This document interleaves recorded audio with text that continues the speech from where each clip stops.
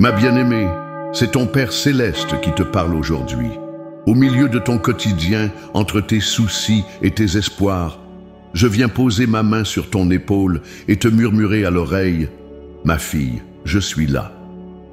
Peux-tu sentir ma présence? » C'est une douce brise qui caresse ton visage, un rayon de soleil qui réchauffe ton cœur, cette paix inexplicable qui t'envahit parfois sans raison apparente. C'est moi. Je connais chaque ride sur ton visage, chaque cheveu blanc qui témoigne de ta sagesse acquise au fil des ans. J'ai vu chaque larme versée dans le secret de ta chambre. J'ai entendu chaque prière chuchotée dans la nuit. Aujourd'hui, je viens te dire que je n'ai jamais cessé de veiller sur toi, même quand tu as pu te sentir abandonnée. Ma fille, je sais que tu traverses une période difficile. La santé qui décline, ce corps qui ne répond plus comme avant, ces douleurs qui persistent malgré les médicaments, ces diagnostics qui t'inquiètent. Les médecins font de leur mieux, mais parfois ils atteignent leurs limites. Et c'est là que tu te demandes, et maintenant? Je vois les rapports médicaux posés sur ta table, les pilules alignées dans ton armoire à pharmacie, les rendez-vous notés sur ton calendrier. Je vois aussi la fatigue dans tes yeux, l'inquiétude qui trouble ton sommeil et cette question qui te hante. Vais-je guérir un jour? Ma bien-aimée, écoute attentivement ces paroles que je grave aujourd'hui dans ton cœur. Je guéris ceux que les médecins ne peuvent pas. Cette déclaration n'est pas une simple promesse, c'est une vérité éternelle qui transcende la science humaine. Je suis le créateur de ton corps, celui qui a tissé chaque cellule, chaque fibre de ton être. Comment ne pourrais-je pas restaurer ce que j'ai créé? Rappelle-toi les paroles que j'ai données à Jérémie. Voici, je suis l'Éternel, le Dieu de toute chair. Y a-t-il rien qui soit étonnant de ma part? Ma puissance n'a pas diminué avec le temps. Le même Dieu qui a ouvert la mer Rouge, qui a ressuscité Lazare d'entre les morts, qui a rendu la vue aux aveugles et l'ouïe aux sourds, ce même Dieu se tient aujourd'hui à tes côtés. Je vois que tu as été fidèle même dans la souffrance. Tu as continué à me chercher malgré les déceptions. Tu as persévéré dans la prière, malgré les réponses qui tardaient à venir. Ta foi, bien qu'ébranlée parfois, est restée ancrée en moi. Cette fidélité ne passera pas inaperçue. Ma fille, comprends que je n'opère pas selon les standards humains. Là où la médecine dit « impossible », je dis « regardez-moi faire ». Là où les spécialistes parlent de cas incurables, je parle de miracles en préparation. Là où les statistiques annoncent des limites, ma grâce annonce des possibilités infinies. Je veux te rappeler que je suis Jéhovah Rapha, l'Éternel qui te guérit. Ce n'est pas un titre parmi d'autres, c'est mon essence même. Guérir n'est pas seulement ce que je fais, c'est qui je suis. Et rien ne me fait plus plaisir que de restaurer mes enfants, de renouveler leur force comme celle de l'aigle. Aujourd'hui, en ce moment précis, je t'invite à une nouvelle dimension de foi. Une foi qui va au-delà des rapports médicaux, une confiance qui transcende les diagnostics. Je t'appelle à me voir non pas comme un dernier recours quand tout a échoué, mais comme la source première de toute guérison. Ma bien-aimée, je ne te promets pas que le chemin sera facile. La guérison a parfois son propre calendrier, qui diffère du tien. Certaines guérisons sont instantanées, d'autres progressives. Certaines sont physiques, d'autres émotionnelles ou spirituelles. Mais je te promets ceci, je suis avec toi à chaque étape du processus. Souviens-toi de cette femme dans l'Évangile, celle qui souffrait d'hémorragie depuis 12 ans. 12 longues années de traitements inefficaces, de consultations décevantes, d'espoirs déçus. Elle avait dépensé tout son bien en médecin sans aucun résultat. Mais quand elle a touché le bord du vêtement de mon fils, tout a changé. En un instant, ce n'était pas le tissu qui avait un pouvoir magique, c'était sa foi qui a activé ma puissance. Comme elle, je t'invite aujourd'hui à tendre la main vers moi avec une foi renouvelée. Je t'invite à croire que je peux faire infiniment au-delà de ce que tu demandes ou penses. Je t'invite à espérer contre toute espérance, comme Abraham l'a fait. Ma fille, c'est le moment de prendre ma parole au sérieux, de la méditer jour et nuit, de la proclamer sur ta situation. Car ma parole est vivante et efficace, plus tranchante qu'une épée à 2 tranchants. Elle pénètre jusqu'à la division de l'âme et de l'esprit, des jointures et des moelles. Elle juge les sentiments et les pensées du cœur. Je te donne rendez-vous dans les prochains jours. Ce message n'est que le début d'un voyage que nous allons faire ensemble, un voyage de restauration, de renouvellement, de renaissance. Prépare ton cœur à recevoir, ouvre tes oreilles pour entendre, dispose ton esprit à croire. Car moi, ton Père céleste, je déclare aujourd'hui sur ta vie, je guéris ce que les médecins ne peuvent pas. Ma fille bien-aimée, je vois les larmes que tu verses en secret. Ces moments où, seul dans ta chambre, tu laisses enfin tomber le masque de force que tu portes devant les autres. Je vois cette fatigue chronique qui alourdit tes membres, ces douleurs articulaires qui te réveillent la nuit, ces migraines qui obscurcissent tes journées. Je vois comment ton corps, ce fidèle compagnon de route pendant tant d'années, semble maintenant te trahir. Je comprends ta frustration lorsque, après des mois d'examen et de consultation, les médecins te disent encore « Nous ne trouvons rien de concluant » ou pire. Il faudra apprendre à vivre avec. Ces paroles, bien qu'elles ne soient pas dites avec malveillance, plantent en toi les graines du désespoir. Tu te demandes « Est-ce ainsi que je vais terminer mes jours ?» dans la souffrance et la limitation. Mais quand le corps montre ses limites, quand les médecins haussent les épaules d'impuissance, c'est alors que beaucoup de mes enfants redécouvrent leur besoin fondamental de ma présence et de ma puissance. Je vois comment, dans cette fragilité nouvelle, tu me cherches avec une intensité renouvelée. Ces prières murmurées au cœur de la nuit, ces larmes versées en ma présence, cette soif de ma parole qui devient plus grande que jamais, tout cela me réjouit. Non pas que je me réjouisse de ta souffrance, mais je me réjouis de notre intimité croissante. Comme l'a écrit mon serviteur Paul, ma puissance s'accomplit pleinement dans la faiblesse. Deuxièmement, cette saison est une opportunité de témoignage puissant. Le monde observe comment mes enfants réagissent face à l'adversité. Quand tu continues à me louer malgré la douleur, quand tu parles de ma bonté malgré les circonstances difficiles, quand tu rayonnes de ma joie malgré les limitations physiques, c'est alors que le monde se demande quelle est la source de cette force inexplicable. Ma fille, tu es peut-être tentée de croire que dans cet état de fragilité, ton témoignage est diminué. C'est tout le contraire, c'est précisément dans ta vulnérabilité que ma gloire peut resplendir le plus. Clairement, pense à mon Fils sur la croix. C'est dans son moment de plus grande faiblesse humaine qu'il a accompli l'œuvre la plus puissante de tous les temps. Troisièmement, n'oublie pas que nous sommes engagés dans une bataille spirituelle. L'ennemi de ton âme cherche à utiliser cette maladie pour te faire douter de mon amour, pour éteindre ta foi, pour t'isoler de ta communauté, pour te voler ta joie et ta paix.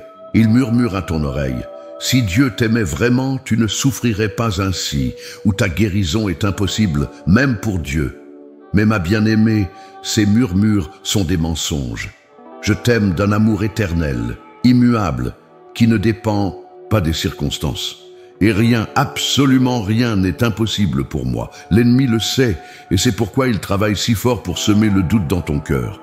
Cette bataille n'est pas contre la chair et le sang, mais contre les dominations, contre les autorités, contre les princes de ce monde de ténèbres, contre les esprits méchants dans les lieux célestes. C'est pourquoi je t'appelle à revêtir toutes les armes de Dieu, la vérité, la justice, la paix, la foi, le salut et ma parole. Car ces armes sont puissantes pour renverser les forteresses du doute, de la peur et du désespoir. Ma fille, je veux aussi te révéler que cette saison est temporaire. Même si elle peut sembler s'étirer indéfiniment, elle a un commencement et une fin. Je connais exactement le jour où ton épreuve prendra fin, soit par la guérison dans cette vie, soit par la restauration parfaite dans l'éternité. Dans les deux cas, ma promesse reste: je rétablirai ce qui est brisé, je restaurerai ce qui est malade, je renouvellerai ce qui est usé. Pendant ce temps, je te donne des promesses sur lesquelles t'appuyer. Comme je l'ai dit par la bouche de mon prophète Ésaïe, ne crains rien, car je suis avec toi. Ne promène pas des regards inquiets, car je suis ton Dieu. Je te fortifie, Je viens à ton secours, je te soutiens de ma droite triomphante. Cette promesse n'est pas juste une belle parole, c'est une ancre pour ton âme dans la tempête. Une autre promesse que je te donne, c'est lui qui pardonne toutes tes iniquités, qui guérit toutes tes maladies. C'est lui qui délivre ta vie de la fosse, qui te couronne de bonté et de miséricorde. C'est lui qui rassasie de bien ta vieillesse, qui te fait rajeunir comme l'aigle. Remarque bien ces mots, toutes tes maladies, pas seulement celles qui sont faciles à guérir, pas seulement celles qui sont comprises par la science médicale, mais toutes. Ma bien-aimée, je veux que tu comprennes aussi ceci. Parfois, ma guérison vient d'une manière différente de celle que tu attends. Parfois, je guéris instantanément, comme lorsque mon fils a guéri le lépreux d'un seul mot. D'autres fois, ma guérison est progressive, comme lorsqu'il a guéri les 10 lépreux qui n'ont été purifiés qu'en cours de route. Parfois encore, je guéris à travers les moyens médicaux, en donnant sagesse et habileté aux médecins. Et il y a des moments où ma guérison la plus profonde se produit non pas dans le corps, mais dans l'âme et l'esprit. Lorsque je transforme la souffrance en sagesse, l'épreuve en témoignage, la douleur en compassion pour les autres. Cette guérison intérieure est souvent plus miraculeuse encore que la guérison physique, car elle a des répercussions éternelles. Ma fille, sache que cette saison n'est pas seulement un temps d'épreuve, c'est aussi un temps de préparation. Je te prépare pour une nouvelle saison de fécondité et de service. Je te façonne comme l'orfèvre affine l'or dans le creuset. Je t'équipe d'une nouvelle sensibilité, d'une nouvelle profondeur, d'une nouvelle autorité qui ne pourrait venir que par cette vallée traversée avec moi. Alors, accroche-toi à cette vérité. Je ne gaspille jamais la souffrance de mes enfants. Chaque larme que tu verses est recueillie dans mon outre. Chaque nuit d'insomnie est comptée. Chaque douleur est connue. Et tout cela sera transformé, en temps voulu, en une gloire qui dépassera infiniment le poids des souffrances présentes. Ma bien-aimée, je te le redis avec force et tendresse. Je guéris ce que les médecins ne peuvent pas. Cette parole est pour toi aujourd'hui dans ta situation précise. Reçois-la comme un baume sur tes blessures, comme une promesse sur laquelle tu peux construire ton espérance. Ma fille bien-aimée, je veux maintenant te faire voyager à travers ma parole pour fortifier ta foi. Car depuis les temps anciens, j'ai manifesté ma puissance de guérison à travers l'histoire de mon peuple. Ces récits ne sont pas de simples histoires du passé, mais des témoignages vivants de ce que je peux faire aujourd'hui dans ta vie. Ma bien-aimée, je vois aussi ces regards que tu évites de croiser dans le miroir, car tu ne reconnais plus la femme qui te fixe en retour. Ce corps qui change, ces capacités qui diminuent, cette énergie qui s'étiole. Tout cela te fait questionner ta valeur, ton utilité, parfois même ton identité. Je sais que tu te sens souvent incomprise. Tes proches, avec toute leur bonne volonté, ne peuvent pas vraiment saisir ce que tu traverses. Tu as l'air en forme pourtant, disent-ils, ne voyant pas le combat invisible que tu mènes chaque jour. Cette solitude dans la souffrance est parfois plus douloureuse que la souffrance elle-même. Je comprends aussi ta peur face à l'avenir. Ces questions qui te hantent, vais-je devenir un fardeau pour mes enfants? Pourrais-je continuer à vivre de manière autonome? Que deviendra ma qualité de vie? Ces pensées nocturnes qui tournent en boucle et volent ton repos. Ma fille, je veux que tu saches que dans chacun de ces moments, je suis là. Quand tu pleures, mes larmes se mêlent aux tiennes. Quand tu souffres, je souffre avec toi. Non, pas comme un observateur distant, mais comme un père dont le cœur saigne de voir son enfant dans la douleur. Rappelle-toi de Job, cet homme intègre qui a tout perdu, y compris sa santé. Ses amis sont venus avec des explications et des théories, mais ils ont manqué l'essentiel. La compassion. Moi, je ne viens pas d'abord avec des explications, mais avec mon amour qui comprend, qui accueille, qui embrasse ta réalité sans jugement. Je veux te rappeler que ta valeur ne réside pas dans ce que ton corps peut accomplir. Tu n'es pas défini par tes capacités physiques, par ton niveau d'énergie ou par ton apparence. Tu es précieuse à mes yeux non pas pour ce que tu fais, mais pour qui tu es. Ma fille bien-aimée, créée à mon image, unique et irremplaçable. Sais-tu que même dans cette saison de fragilité, tu m'apportes de la joie? Je vois ta persévérance, et quotidienne, ce courage discret qui te fait te lever chaque matin malgré la douleur. Je vois cette foi tenace qui, même ébranlée, refuse de s'éteindre. Je vois cette sagesse qui mûrit dans l'épreuve, cette profondeur d'âme qui se développe quand les distractions superficielles sont écartées. Ma bien-aimée, je veux aussi t'aider à reconnaître les mensonges qui se sont peut-être infiltrés dans ton cœur. Des pensées comme « Dieu m'a abandonné » ou « C'est une punition pour mes péchés » ou encore « Je n'ai pas assez de foi pour être guéri ». Ces pensées ne viennent pas de moi. Mon cœur envers toi est toujours plein d'amour, de compassion et de tendresse, quelles que soient les circonstances. Rappelle-toi de cette femme dans l'Évangile, courbée depuis 18 ans, que mon fils a guéri un jour de sabbat. Quand il l'a vue, il l'a appelée et lui a dit « Femme, tu es délivrée de ton infirmité ». Il a ensuite posé ses mains sur elle, et immédiatement, elle s'est redressée et a glorifié Dieu. Remarque qu'il a dit « Tu es délivrée » et non pas « Tu seras délivré ». Dans mon royaume, la guérison n'est pas seulement une possibilité future, c'est une réalité présente que la foi saisit. Je veux que tu saches que ta maladie n'est pas ta destinée, ton diagnostic n'est pas ton identité, tes symptômes ne définissent pas ton avenir. Je suis plus grand que tout cela et mon plan pour toi reste bon, agréable et parfait. Il y a un passage dans ma parole où je dis « Je connais les projets que j'ai formés sur vous, projets de paix et non de malheur, afin de vous donner un avenir et de l'espérance. » Ces paroles, je les ai prononcées pour un peuple en exil, dans une situation qui semblait sans issue. Aujourd'hui, je les prononce à nouveau sur toi, dans cette saison qui peut parfois ressembler à un exil de santé et de vitalité. Ma fille, je t'invite à me faire confiance au-delà de ce que tu vois et ressens. La foi, c'est justement cette capacité à s'accrocher à mes promesses quand les circonstances semblent les contredire. C'est cette assurance des choses qu'on espère, cette conviction de celles qu'on ne voit pas encore. Je veux aussi que tu saches que je peux utiliser même cette épreuve pour un bien plus grand que tu ne peux imaginer maintenant. Non pas que je sois l'auteur de ta souffrance, je suis un père d'amour, pas de douleur.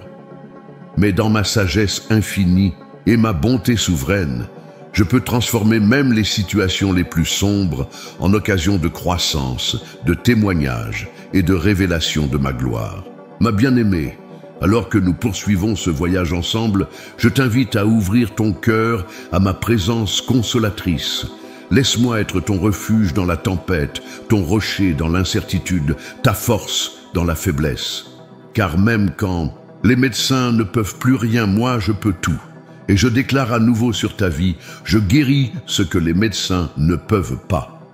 Ma précieuse fille, je souhaite maintenant te révéler pourquoi tu traverses cette saison difficile. Car rien dans ta vie n'est le fruit du hasard. Même dans cette épreuve de santé, j'ai un dessein plus grand, une intention plus profonde que tu ne peux encore percevoir. Comprends d'abord ceci, la maladie n'est pas mon œuvre. Je ne suis pas l'auteur de la souffrance, des virus, des cellules, qui deviennent malignes ou des organes qui cessent de fonctionner correctement. Depuis la chute dans le jardin d'Éden, mon œuvre parfaite a été altérée. La création tout entière gémit, y compris les corps humains, que j'ai façonnés avec tant d'amour. Mais ce qui est merveilleux, c'est que même dans cet état de déchéance, je peux encore accomplir mon œuvre. Ma bien-aimée, cette saison que tu traverses a un but multiple. D'abord, elle t'amène à une dépendance plus profonde envers moi. Quand la santé est bonne, quand tout va bien, il est facile de vivre dans l'illusion de l'autosuffisance. Souviens-toi de Naaman, ce chef militaire syrien atteint de lèpre, une maladie incurable à son époque qui le condamnait à l'isolement et à la dégradation progressive. Les médecins de son temps étaient impuissants face à ce mal. Pourtant, sur la simple parole de mon prophète Élisée, et après avoir obéi à l'instruction de se plonger 7 fois dans le Jourdain, sa chair est redevenue comme celle d'un petit enfant. Que peux-tu apprendre de cette histoire? D'abord, que parfois ma guérison passe par des moyens qui semblent trop simples pour être efficaces. Naaman s'attendait à un grand spectacle, à un rituel impressionnant, mais c'est dans un geste d'humilité et d'obéissance qu'il a trouvé sa guérison. De même, ne méprise pas les voies simples par lesquelles je peux te restaurer. Une parole reçue pendant un moment de prière, un changement d'habitude, un pardon accordé qui libère ton âme. Rappelle-toi aussi l'histoire de cette femme dans l'Évangile qui souffrait d'hémorragie depuis 12 ans. Elle avait dépensé tout son bien en médecin sans aucun résultat. 12 années de consultation, de traitement, d'espoir déçu. Peut-être te reconnais-tu dans son parcours. Mais remarque ce détail important.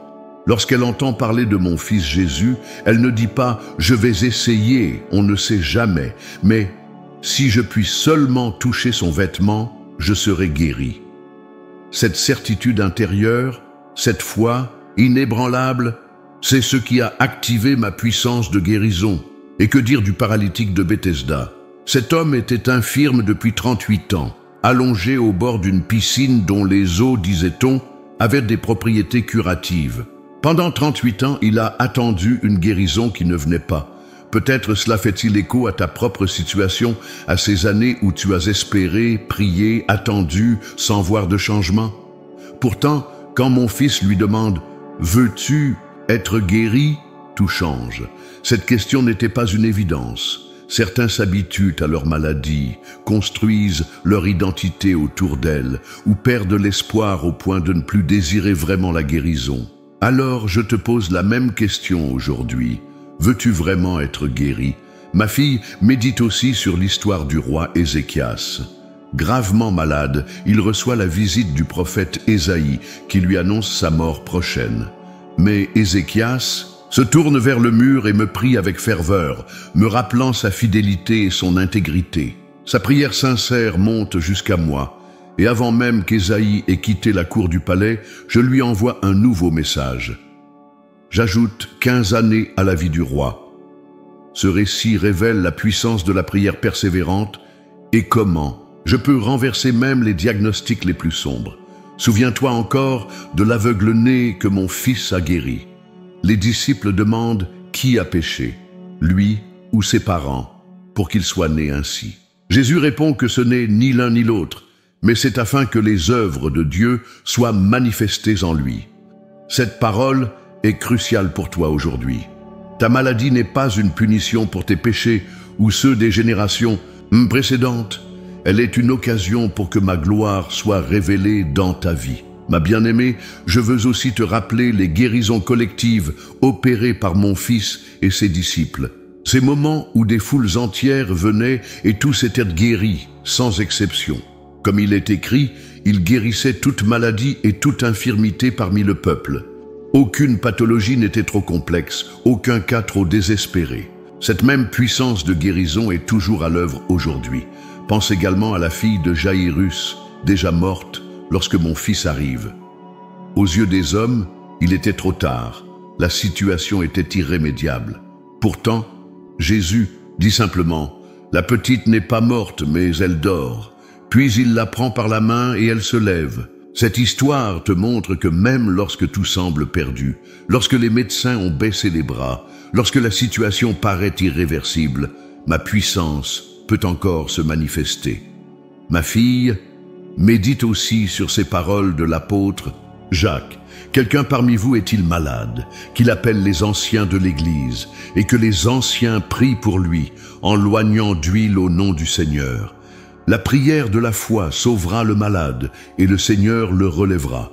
Ce passage révèle l'importance de la communauté dans le processus de guérison.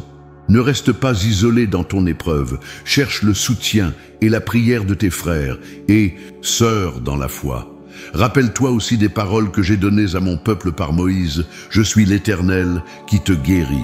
Cette déclaration n'était pas temporaire ou conditionnelle, mais l'expression de mon caractère éternel. Je suis celui qui guérit hier, aujourd'hui et éternellement. Ma bien-aimée, comprends que toutes ces histoires bibliques ne sont pas de simples récits du passé, mais des modèles pour ta propre vie. La même puissance qui a guéri Naaman, la femme aux hémorragies, le paralytique de Bethesda, le roi Ézéchias, l'aveugle-né, la fille de Jaïrus et tant d'autres, cette même puissance est disponible pour toi aujourd'hui. Ces récits te montrent aussi la diversité de mes méthodes. Parfois j'utilise un toucher, parfois une parole, parfois de la boue, parfois l'intercession d'autres croyants. Ne me limite pas à une seule façon d'opérer. Reste ouverte et attentive aux multiples canaux par lesquels je peux faire couler ma guérison dans ta vie. Enfin, ces histoires révèlent que ma guérison va souvent au-delà du physique. Quand je guéris, je restaure la personne dans sa totalité, corps, âme et esprit.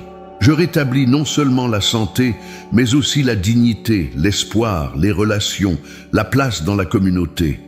Ma fille, que ces témoignages bibliques nourrissent ta foi. Car ma parole est vivante et efficace, plus tranchante qu'une épée à deux tranchants. Elle n'est pas un simple recueil d'histoires anciennes, mais une source de vie et de puissance pour aujourd'hui. Médite-la jour et nuit, proclame-la sur ta situation, enracine ton espérance en elle, et souviens-toi toujours de cette vérité. Je guéris ce que les médecins ne peuvent pas. Ce que j'ai fait pour tant d'autres à travers l'histoire, je peux le faire pour toi aujourd'hui. Ma fille bien-aimée, le moment est venu d'identifier clairement les obstacles qui se dressent entre toi et ta guérison. Car pour avancer, tu dois d'abord reconnaître ce qui te retient. Je veux aujourd'hui te parler avec amour, mais aussi avec vérité, pour t'aider à franchir ces barrières. Le premier obstacle que je discerne dans ta vie est l'incrédulité. Non pas que tu nies mon existence ou ma bonté, mais peut-être as-tu du mal à croire que je veux te guérir personnellement, toi, maintenant. Rappelle-toi cet homme dans l'Évangile qui a amené son fils à mon fils Jésus en disant « Si tu peux quelque chose, viens à notre secours, aie compassion de nous. » Et Jésus lui a répondu « Si tu peux, tout est possible à celui qui croit. » Puis cet homme a prononcé cette prière que je t'invite à faire tienne. Je crois. Viens au secours de mon incrédulité. Ma bien-aimée, je comprends que les années de souffrance, les traitements inefficaces, les prières apparemment sans réponse ont pu éroder ta foi. Mais aujourd'hui, je t'appelle à renouveler ta confiance en moi. Non pas une foi basée sur les circonstances ou les résultats visibles, mais une foi ancrée dans mon caractère immuable et mes promesses éternelles. Le deuxième obstacle est la résignation. Peut-être t'es-tu habitué à vivre avec la maladie, à l'accepter comme une fatalité, une croix à porter jusqu'à la fin de tes jours. Cette résignation peut ressembler à de la sagesse ou à de l'humilité, mais elle n'est pas toujours conforme à ma volonté. Je t'invite à te rappeler les paroles de mon serviteur Paul. J'oublie ce qui est en arrière et je me porte vers ce qui est en avant, je cours vers le but. Ma fille, je ne t'appelle pas à une acceptation passive de la souffrance, mais à une poursuite active de tout ce que j'ai pour toi. La patience n'est pas l'inaction, mais la persévérance dans l'espérance. Le troisième obstacle peut être l'attachement inconscient à ta maladie. Cela peut sembler étrange, mais parfois, la maladie devient une part de l'identité, une façon d'obtenir de l'attention, une excuse pour éviter certaines responsabilités ou défis. Certaines de mes enfants craignent secrètement. Qui serais-je? Sans cette maladie, comment les autres me verraient-ils? Qu'attendrait-on de moi? Ma bien-aimée, je veux t'assurer que tu es infiniment plus que ta condition médicale. Ta valeur ne réside pas dans ta souffrance, mais dans ton identité de fille bien-aimée du roi des rois. Et la vie que j'ai pour toi au-delà de cette maladie est tellement plus riche et abondante que tu ne peux l'imaginer. Le quatrième obstacle peut être la rancœur ou l'amertume. Peut-être gardes-tu dans ton cœur des blessures non guéries, des offenses non pardonnées envers d'autres personnes, envers toi-même ou même envers moi. Ces racines d'amertume peuvent bloquer le flux de ma guérison dans ta vie. Je t'appelle aujourd'hui à un temps de purification intérieure. Laisse ma lumière éclairer les recoins sombres de ton cœur. Y a-t-il des personnes que tu dois pardonner? Des mots blessants que tu dois relâcher? Des accusations contre moi que tu dois abandonner? Le pardon n'est pas un sentiment, c'est une décision, un acte de volonté qui ouvre la porte à ma puissance restauratrice. Le cinquième obstacle peut être le péché non confessé. Non pas que la maladie soit toujours une conséquence directe du péché, loin de là, mais parfois, certaines habitudes, Certains schémas de pensée, certains comportements peuvent entraver ta santé et ton bien-être. Le psalmiste écrivait « Je t'ai fait connaître mon péché, je n'ai pas caché mon iniquité, et tu as enlevé la peine de mon péché. » Ma fille, je t'invite à un temps d'introspection honnête devant moi. Y a-t-il des domaines de ta vie que tu ne m'as pas encore pleinement soumis? Des zones où tu résistes à ma seigneurie? Je ne te demande pas la perfection, mais la transparence et la sincérité. Maintenant, ma bien-aimée, voici ce que je te demande de faire concrètement. Premièrement, proclame ma parole sur ta situation, à haute voix, chaque jour. Ne sous-estime pas la puissance créatrice de la parole, prononcée avec foi. Quand tu déclares, par ces meurtrissures, je suis guéri, tu n'exprimes pas un souhait, tu affirmes une réalité spirituelle. Quand tu proclames, je ne mourrai, et pas je vivrai, et je raconterai les œuvres de l'Éternel. Tu alignes ta réalité avec ma vérité éternelle. Deuxièmement, entoure-toi de personnes de foi qui soutiendront ton combat. Ne t'isole pas dans ta souffrance. Cherche la communion des saints, l'intercession des frères et sœurs qui porteront ton fardeau avec toi. Comme il est écrit, un triple cordon ne se rompt pas facilement. Tes frères et sœurs sont des canaux de ma grâce pour toi. Troisièmement, pratique la gratitude, même au milieu de l'épreuve. Chaque jour, trouve 3 raisons de me remercier. La gratitude est un puissant antidote au désespoir et à l'amertume. Elle ouvre tes yeux à ma présence et à mon action, même quand les circonstances semblent inchangées. Quatrièmement, agis comme si tu étais déjà guéri. Pas dans un déni irresponsable de ta condition, mais dans une affirmation de foi que ta guérison est en marche. Commence à faire des projets pour l'avenir. Reprends des activités que tu avais abandonnées, dans la mesure du possible. Vis dans l'anticipation joyeuse de ta restauration complète. Cinquièmement, utilise ce temps pour approfondir ta relation avec moi. Que cette saison ne soit pas seulement une période d'attente passive de la guérison, mais un temps de transformation intérieure. Laisse-moi te façonner, te purifier, te fortifier spirituellement pendant que j'œuvre à ta restauration physique. Ma fille, je sais que ces instructions peuvent sembler exigeantes, mais je ne te demande rien que je ne t'équipe à accomplir. Je te donne ma force pour chaque étape du chemin. Comme je l'ai promis, ma grâce te suffit, car ma puissance s'accomplit dans la faiblesse.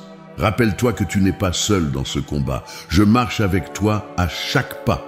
Mon esprit demeure en toi, te fortifiant de l'intérieur. Mes anges t'entourent, veillant sur toi jour et nuit. Et j'ai placé autour de toi des personnes qui t'aiment et te soutiennent, des mains et des cœurs à travers lesquels je manifeste ma tendresse. Ma bien-aimée, je te le redis avec force et assurance, je guéris ce que les médecins ne peuvent pas.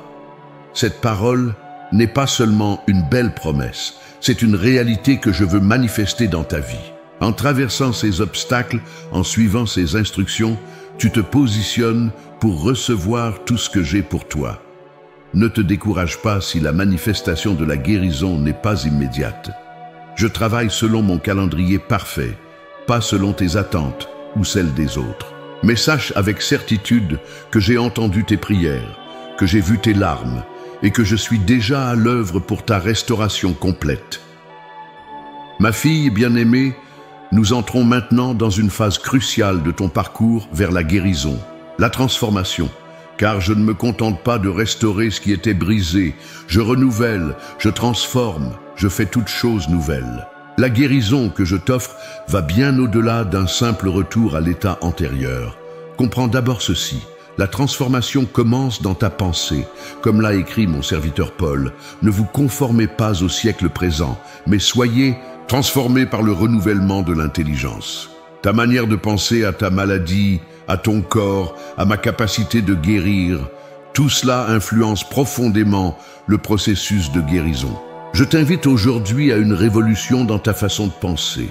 Au lieu de te voir comme une victime de la maladie, commence à te voir comme une conquérante en plein processus de restauration.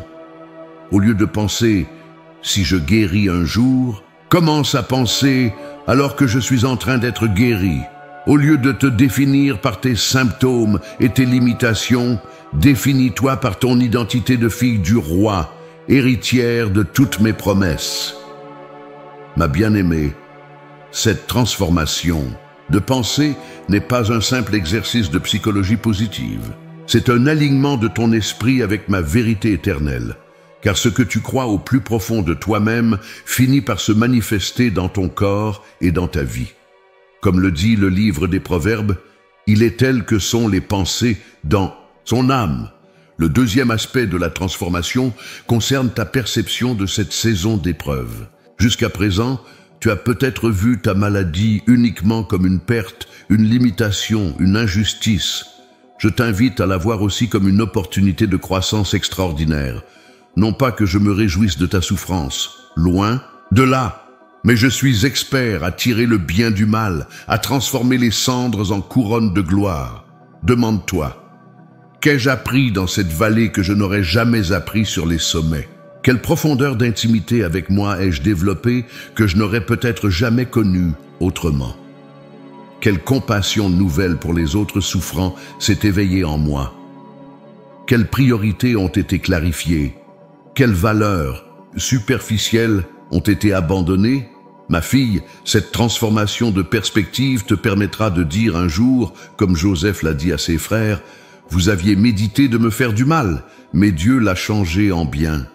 La maladie avait l'intention de te détruire, mais moi, je l'utilise pour te façonner en un vase d'honneur, plus précieux qu'auparavant. » Le troisième aspect de la transformation concerne tes relations. La souffrance a le pouvoir de révéler qui sont tes véritables amis, ceux qui restent à tes côtés dans la tempête. Elle révèle aussi le superficiel, l'inauthentique, le temporaire.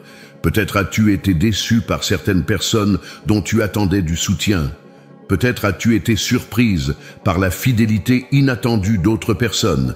Je t'invite à une transformation relationnelle. Pardonne à ceux qui t'ont déçu. Ils sont limités comme tous les humains. Exprime ta gratitude à ceux qui t'ont soutenu. Ils sont mes mains et mes pieds pour toi. Et ouvre-toi à de nouvelles connexions, particulièrement avec d'autres personnes qui ont traversé des vallées similaires. Car dans mon royaume, rien n'est gaspillé. Même pas la souffrance, qui devient un pont vers les autres. Le quatrième aspect de cette transformation est spirituel. As-tu remarqué comment la maladie a approfondi ta prière? Comment elle a rendu ma parole plus vitale, plus nécessaire que jamais? Comment elle t'a amené à dépendre de moi d'une manière nouvelle? Ma fille bien-aimée, cette faim et cette soif spirituelles accrues sont des trésors précieux.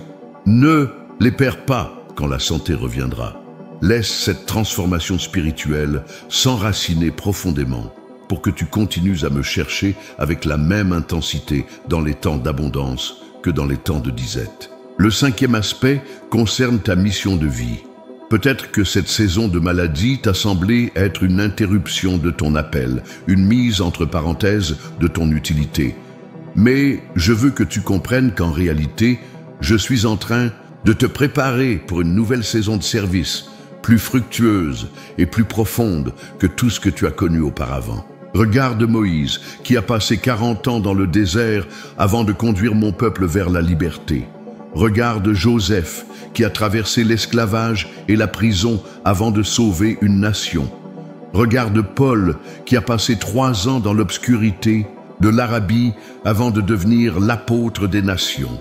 Les temps d'apparente mise à l'écart sont souvent mes périodes les plus intenses de préparation. Ma bien-aimée, je suis en train de forger en toi une autorité spirituelle que seule la souffrance peut produire. Je dépose dans ton cœur une sagesse que seule l'adversité peut enseigner. Je développe en toi une compassion que seule la douleur personnelle peut faire naître. Tout cela fait partie de ton équipement pour la mission unique que j'ai pour toi. Le sixième aspect de la transformation touche à ton rapport au temps. La maladie a probablement ralenti ton rythme, t'obligeant à abandonner certaines activités, à revoir tes priorités. Dans notre monde frénétique, ce ralentissement forcé est perçu comme une perte. Mais dans mon royaume, c'est souvent un gain inestimable. Apprends à voir ce temps différemment. Ce n'est pas du temps perdu, c'est du temps redirigé. Ce n'est pas une pause dans ta vie, c'est une réorientation de ta vie. J'utilise ce temps pour te détacher des urgences superficielles et te reconnecter aux nécessités profondes. Enfin, ma fille, la transformation la plus profonde concerne ta perception de moi-même. Peut-être m'as-tu connu jusqu'ici comme un Dieu théorique, un Dieu des doctrines et des traditions. Mais à travers cette vallée, tu commences à me connaître comme le Dieu qui marche avec toi dans l'épreuve, qui pleure avec toi, qui te porte quand tu n'as plus la force d'avancer. Comme Job a pu dire après son immense souffrance, « Mon oreille avait entendu parler de toi, mais maintenant mon œil t'a vu. » C'est cette transformation de la connaissance théorique à l'expérience personnelle qui change tout. Et ce trésor d'intimité divine vaut bien plus que toutes les aises d'une vie sans épreuve. Ma bien-aimée, alors que tu traverses ce processus de transformation, garde les yeux fixés sur le résultat final. Tu n'es pas simplement en train de retrouver la santé, tu es en train de devenir plus pleinement la femme que j'ai créée pour que tu sois. Chaque jour de cette épreuve te rapproche non seulement de ta guérison, mais aussi de ton accomplissement en moi. Je te le déclare à nouveau avec assurance. Je guéris ce que les médecins ne peuvent pas. Et cette guérison sera si complète, si profonde, si transformatrice, que tu regarderas un jour en arrière et tu comprendras pourquoi j'ai permis ce chemin difficile. Tu verras comment j'ai utilisé même cette souffrance pour accomplir mon dessein d'amour dans ta vie. Ma fille bien-aimée, je veux maintenant sceller dans ton cœur les promesses spécifiques que je te donne pour cette saison de ta vie. Car mes promesses ne sont pas de vagues espoirs ou des souhaits bienveillants. Elles sont des engagements solides, garantis par mon caractère immuable et ma fidélité éternelle. Première promesse, je serai avec toi à chaque instant de ce parcours. Comme je l'ai dit à Josué, je ne te délaisserai point, je ne t'abandonnerai point. Cette promesse est aussi pour toi, dans les salles d'attente des médecins, dans les nuits d'insomnie, dans les moments de découragement, dans les jours d'espoir fragile, ma présence ne te quittera jamais. Tu n'es pas seul, tu ne le seras jamais. Deuxième promesse, je te donnerai la force pour chaque jour, comme l'a écrit le prophète Ésaïe. Ceux qui se confient en l'Éternel renouvellent leur force. Ils prennent leur vol comme les aigles, ils courent et ne se lassent point, ils marchent et ne se fatiguent point. Cette force n'est pas toujours physique. Parfois elle est émotionnelle, parfois spirituelle. Mais je te garantis que tu ne manqueras jamais de la force nécessaire pour traverser chaque journée, chaque heure, chaque minute. Troisième promesse, je transformerai cette épreuve en témoignage. Ce que tu vis aujourd'hui dans la douleur deviendra un jour une histoire puissante qui inspirera d'autres personnes et glorifiera mon nom. Comme Joseph a pu dire à ses frères après des années de souffrance, « Vous aviez médité de me faire du mal ?» Dieu l'a changé en bien pour accomplir ce qui arrive aujourd'hui pour sauver la vie à un peuple nombreux. De même, je transformerai ta vallée en un chemin de bénédiction pour beaucoup. Quatrième promesse, je te guiderai vers les bonnes décisions médicales. Dans le labyrinthe des options thérapeutiques, des avis contradictoires, des choix difficiles, ma sagesse te sera donnée. Comme il est écrit, si quelqu'un d'entre vous manque de sagesse, qu'il la demande à Dieu, qui donne à tous simplement et sans reproche, et elle lui sera donnée. Fais-moi confiance pour illuminer ton chemin pas à pas. Cinquième promesse, je te donne accès à ma puissance surnaturelle. La même puissance qui a créé l'univers, qui a ouvert la mer Rouge, qui a ressuscité Lazare, qui a guéri les lépreux, cette même puissance est disponible pour toi aujourd'hui. Comme l'a écrit Paul, celui qui a ressuscité Christ d'entre les morts rendra aussi la vie à vos corps mortels par son esprit qui habite en vous. Ma puissance de résurrection est à l'œuvre dans ton corps en ce moment même. Sixième promesse, je restaurerai tout ce que la maladie t'a volé. Les années perdues, l'énergie épuisée, les occasions manquées, les relations affectées, tout cela je peux le restaurer et le multiplier. Comme je l'ai promis par le prophète Joël, je vous remplacerai les années qu'ont dévoré la sauterelle, le gélec, le asile et le gazam, ma grande armée que j'avais envoyée contre vous. Il n'y a pas de perte définitive dans mon royaume. Je suis le Dieu de la restauration abondante. 7e promesse, je te donnerai ma paix au milieu de la tempête. Non pas une paix qui dépend des circonstances extérieures, mais une paix profonde, surnaturelle, qui dépasse tout entendement. Comme mon fils l'a dit, je vous laisse la paix, je vous donne ma paix. Je ne vous donne pas comme le monde donne. Cette paix sera ton ancre quand tout semble chaotique, ton refuge quand la peur frappe à ta porte. 8e promesse, je t'ouvrirai de nouvelles portes que seule cette épreuve pouvait déverrouiller. Des ministères que tu n'aurais jamais imaginés, des relations que tu n'aurais jamais formées, des profondeurs spirituelles que tu n'aurais jamais atteintes. Tout cela t'attend de l'autre côté de cette vallée. Comme je l'ai dit par Ésaïe, voici, je vais faire une chose nouvelle, sur le point d'arriver. Ne la connaîtrez-vous pas? Je mettrai un chemin dans le désert et des fleuves dans la solitude. 9e promesse, je te donne l'assurance que cette épreuve n'est pas éternelle. Elle a un début et une fin connue de moi, comme l'a écrit le psalmiste. Le soir, les pleurs visitent la demeure. Le matin, c'est un cri de joie. Ta nuit de douleur cédera place à une aube de joie. Ta saison de larmes se transformera en saison de danse. C'est ma garantie pour toi. 10e promesse, je te garantis que même si la guérison physique complète ne vient pas de la manière ou dans les délais que tu espères, je te donnerai quelque chose de plus précieux encore, ma présence suffisante. Comme je l'ai dit à Paul concernant son écharde dans la chair, ma grâce te suffit, car ma puissance s'accomplit dans la faiblesse. Il y a une bénédiction plus profonde que la guérison physique, c'est de me découvrir comme tout ce dont tu as besoin, même quand le corps reste fragile. Ma fille bien-aimée, ces promesses ne sont pas de simples paroles. Elles sont garanties par mon nom, scellées par mon esprit, acquises par le sang de mon Fils. Elles sont aussi certaines que mon existence même, aussi fidèles que mon caractère éternel. Je veux que tu les reçoives maintenant, non pas comme des concepts théologiques abstraits, mais comme des réalités vivantes qui prennent racine dans ton cœur. Écris-les si nécessaire. Médite-les quotidiennement, proclame-les à haute voix, rappelle-les-moi dans tes prières, non que j'ai besoin qu'on me les rappelle, mais parce que leur proclamation renforce ta foi. Regarde vers l'avenir avec espérance, ma fille. Je vois déjà la femme restaurée, fortifiée, transformée que tu deviens à travers ce processus. Je vois les fruits abondants qui naîtront de cette saison difficile. Je vois les vies qui seront touchées par ton témoignage. Je vois la gloire qui me reviendra à travers ton parcours de guérison, car c'est là mon dessein ultime, que, à travers ta vie, à travers ta guérison, à travers ta transformation, mon nom soit glorifié. Que ceux qui t'entourent puissent dire « Voyez ce que le Seigneur a fait. Il guérit véritablement ce que les médecins ne peuvent pas guérir. » Ma bien-aimée, accroche-toi à mes promesses. Elles sont ton héritage, ton droit de naissance.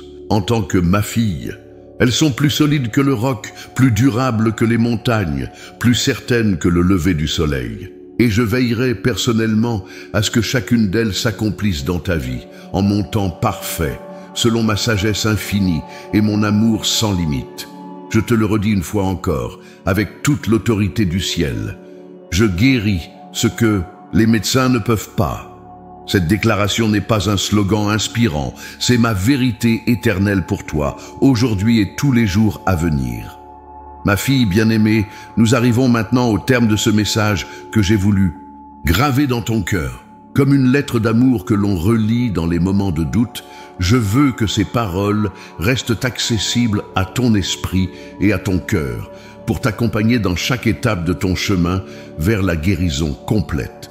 Je veux d'abord réaffirmer mon amour inconditionnel pour toi.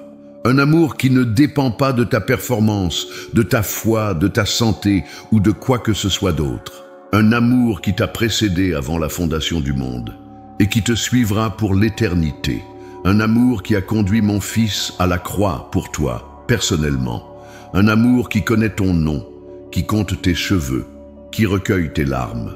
Ma bien-aimée, je t'aime dans ta fragilité comme dans ta force. Je t'aime dans tes doutes comme dans ta foi. Je t'aime dans tes échecs comme dans tes victoires. Il n'y a rien, absolument rien qui puisse te séparer de mon amour manifesté en Jésus-Christ. Cet amour n'est pas sentimental ou passif, c'est un amour actif, puissant, transformateur. C'est cet amour qui œuvre en ce moment même pour ta guérison totale, car l'amour que j'ai pour toi est créateur, restaurateur, vivifiant. Le deuxième point que je veux sceller dans ton cœur est celui-ci. Ma parole est définitive, pas ton diagnostic. Les rapports médicaux ont leur place, mais ils n'ont pas le dernier mot sur ta vie. Les statistiques ont leur utilité, mais elles ne définissent pas ton avenir. Les symptômes sont réels, mais ils ne sont pas plus réels que mes promesses. Ma parole déclare, c'est lui qui pardonne toutes tes iniquités, qui guérit toutes tes maladies. Toutes, pas seulement les bénignes, pas seulement les bien comprises par la science, pas seulement celles avec un bon pronostic. Toutes tes maladies sont sous l'autorité de ma promesse de guérison. Ma parole affirme, je suis l'Éternel, ton médecin. Ce n'est pas un titre honorifique ou une métaphore poétique, c'est la description de qui je suis dans ta vie. Le grand médecin dont la sagesse surpasse toute compréhension humaine, dont les méthodes transcendent les limites de la science actuelle, dont la puissance de guérison n'a pas de limite. Ma fille bien-aimée, la troisième vérité que je veux graver dans ton cœur est celle-ci. Ta guérison est déjà accomplie dans mon royaume. Dans la dimension éternelle où le temps n'existe pas comme tu le connais, ta restauration complète est déjà une réalité. Comme l'a écrit Pierre, par ses meurtrissures vous avez été guéris. Remarque le temps du verbe, non pas « vous serez guéris », mais « vous avez été guéris ». Ta part est maintenant d'aligner ta réalité temporelle avec cette vérité éternelle. C'est le processus de la foi, cette capacité à voir l'invisible, à tenir pour acquis ce qui n'est pas encore manifesté. Comme Abraham qui crut à l'espérance contre toute espérance et qui considérait comme accompli ce que j'avais promis avant même d'en voir la réalisation. Voici maintenant mes dernières instructions, comme un sceau sur ce message. Premièrement, garde ces paroles proches de ton cœur. Relis-les régulièrement, médite-les jour et nuit. Laisse-les s'infiltrer dans les profondeurs de ton être jusqu'à ce qu'elles deviennent plus réelles pour toi que les symptômes de ta maladie. Deuxièmement, refuse de laisser le doute s'installer. Le doute viendra frapper à ta porte, c'est inévitable. Mais tu n'es pas obligé de l'inviter à s'asseoir à ta table et à partager ton pain. Quand le doute se présente, réponds-lui. Mais avec ma parole, comme mon fils l'a fait dans le désert, il est écrit. Troisièmement, entoure-toi d'une communauté de foi. Cherche ceux qui soutiendront ta vision de guérison, qui prieront avec toi dans la foi, qui te rappelleront mes promesses quand ta propre foi vacille. Évite ceux qui, même avec de bonnes intentions, sèment le doute ou la résignation. Quatrièmement, vis dans l'attente joyeuse de ta guérison. Non pas dans une attente anxieuse ou impatiente, mais dans cette anticipation paisible et confiante de celui qui sait que ce qui est promis est aussi certain que si c'était déjà arrivé. Cinquièmement, commence dès maintenant à me remercier pour ta guérison. La gratitude anticipée est l'une des expressions les plus puissantes de la foi. Comme mon fils l'a fait devant le tombeau de Lazare, « Père, je te rends grâce de ce que tu m'as exaucé. » avant même que Lazare ne soit sorti vivant. Sixièmement, reste dans la paix.